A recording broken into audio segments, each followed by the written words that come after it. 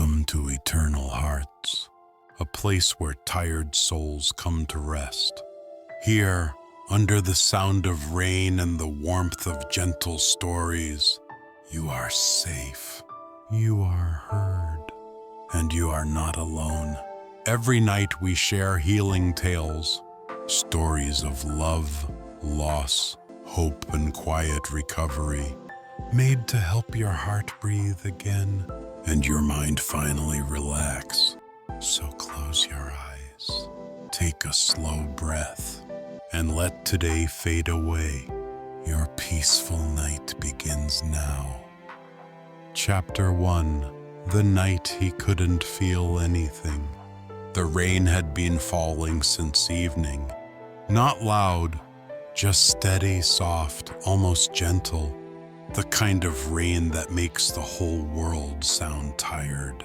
Aram sat on the small balcony of his apartment, staring at the city lights through the fogged glass. He wasn't crying. He wasn't angry. He wasn't anything, and that scared him. There was a time when he used to laugh easily, when he would run through storms just because it felt freeing. When he had dreams that could fill pages. But lately he couldn't even finish a sentence in his diary. He picked up the small music box his mother had given him years ago. The melody was soft, broken at one part, but comforting. He turned the key gently. Click, click, click. And then the melody began. The rain outside matched the rhythm. And for the first time in weeks, Arham felt something. Not hope, not healing, just the beginning of a memory. A girl standing at the old train bridge with a red umbrella. He couldn't remember her face, but he remembered the pain the day she left. And now, for the first time in months, he whispered into the empty room, "Why did you leave?" The rain didn't answer, but something in his chest finally loosened. That was enough for tonight. Chapter 2. Before the night fades. Before we begin tonight's story, I want you to know something important. Whatever you carry today, the heaviness, the memories, the heartbreak no one saw, you don't have to hold it right now. Here on Eternal Hearts, you are allowed to let go, just for a moment, just for this night. Every wound can rest, every thought can soften. Tonight's journey is gentle, a slow rain outside the window, a quiet world waiting for you to breathe again, and a story that will keep you warm until sleep finally finds you. So settle in, let the sound of the rain wrap around you, and let your heart calm itself. Your healing begins now. Chapter 3. The night. He finally let himself feel. The rain hadn't stopped for 2 days. Not the loud kind, not the stormy kind, just a soft, constant drizzle.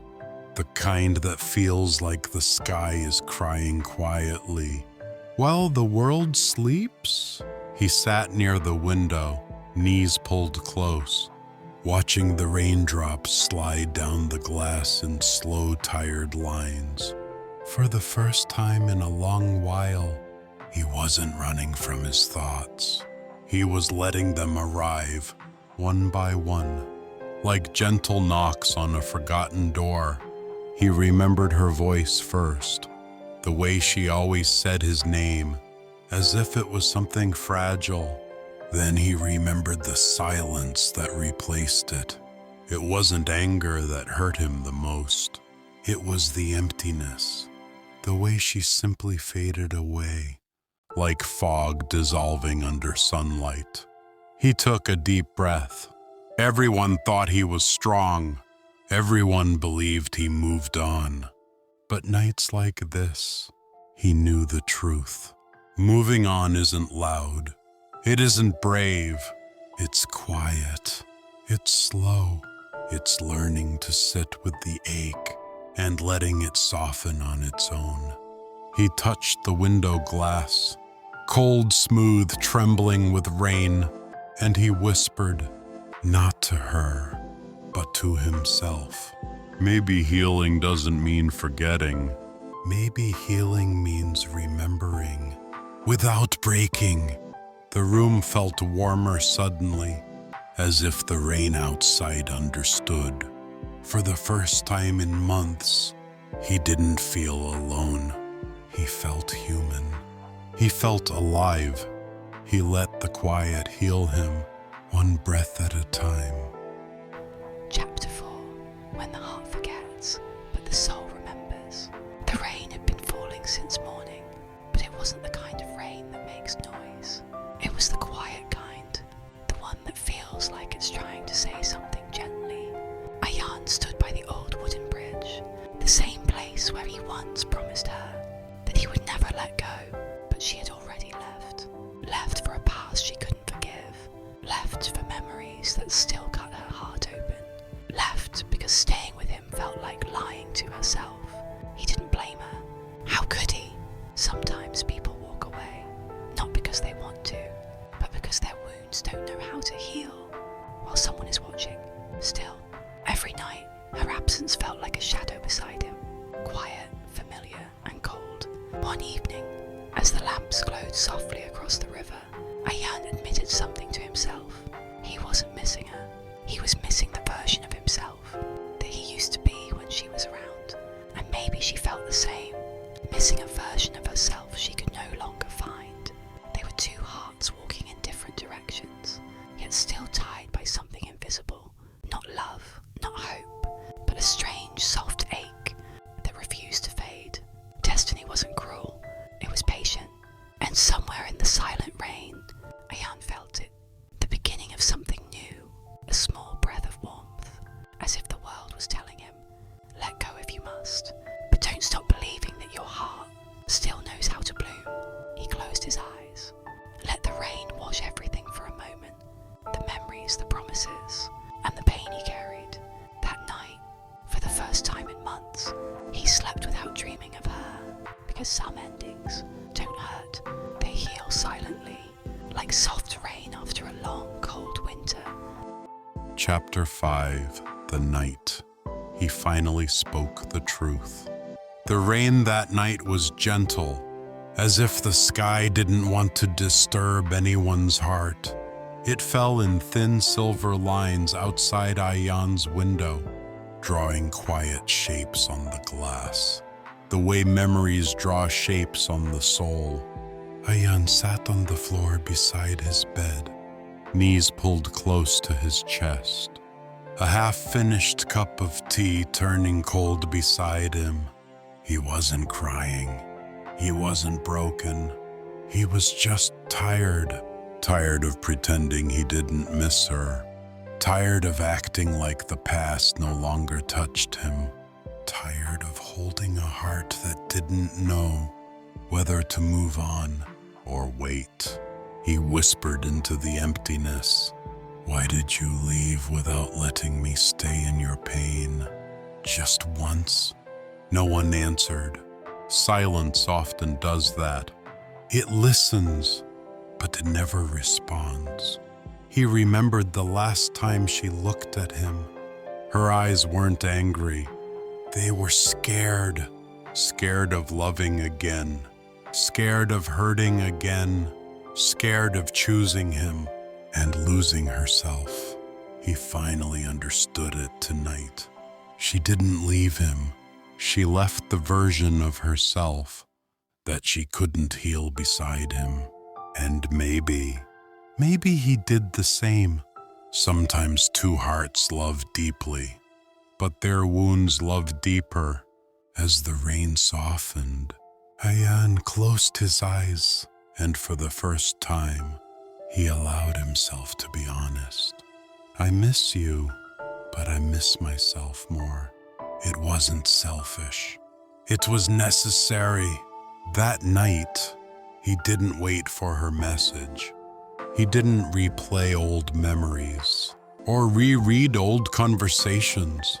He simply breathed, slow, steady, as if reminding his heart that it still had a future. And somewhere in the quiet, the pain loosened its grip, not gone, not healed, just softer. Sometimes healing doesn't come like sunlight. Sometimes it arrives like rain, quiet, patient, one drop at a time. And that night, beneath the soft whisper of the clouds, Ayan finally spoke the truth he had avoided for months. I deserve to come back to myself. And the rain, as if it agreed, kept falling gently. Chapter 6.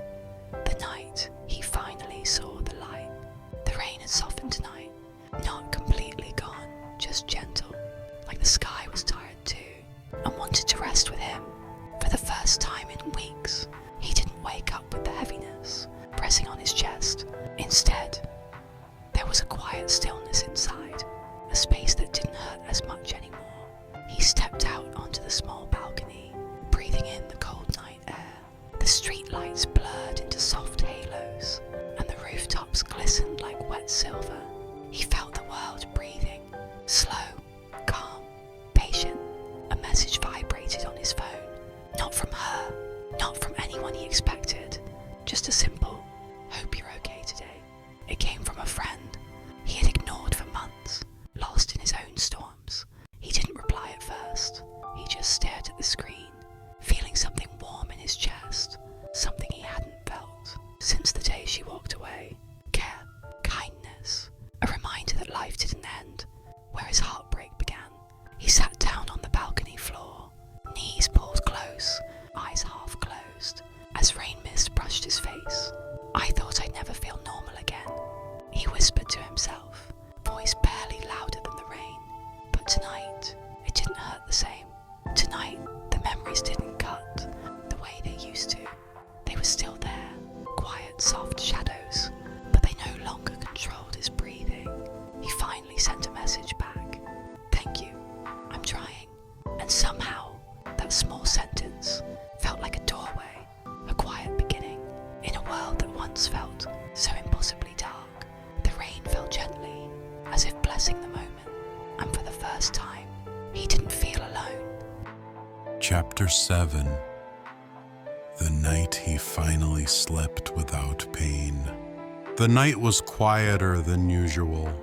No thunder, no heavy rain, just a soft winter drizzle tapping gently on the window, like someone knocking politely on the door of his heart, asking if it could come in. For the first time in months, he didn't feel scared of the silence. He sat on the edge of his bed, the dim yellow lamp glowing beside him, casting warm light that softened the room's cold corners. A faint piano melody played in the background, slow, healing, like someone whispering, "You made it. Breathe. It's okay now." He looked at his phone once, no messages from her. But tonight it didn't hurt anymore. He whispered to himself, almost surprised by his own voice. "Maybe I don't need her to heal." The rain outside grew lighter, almost as if it was listening. He lay down slowly, the blanket warm over his tired body. His heartbeat was steady, his breathing calm. For the first time in a long time, he didn't replay old conversations in his head. He didn't imagine her coming back. He didn't blame himself. He simply let go. And in that gentle release, something inside him finally exhaled. The past stopped chasing him. As he closed his eyes, he felt something he had forgotten. Peace. His mind drifted into sleep, not with sadness, not with longing, but with a quiet hope that tomorrow might not hurt like yesterday. Outside, the rain softened into a whisper. Inside, his heart finally rested. And as he slipped into dreams, a single thought carried him into the night. I survived, and that is enough.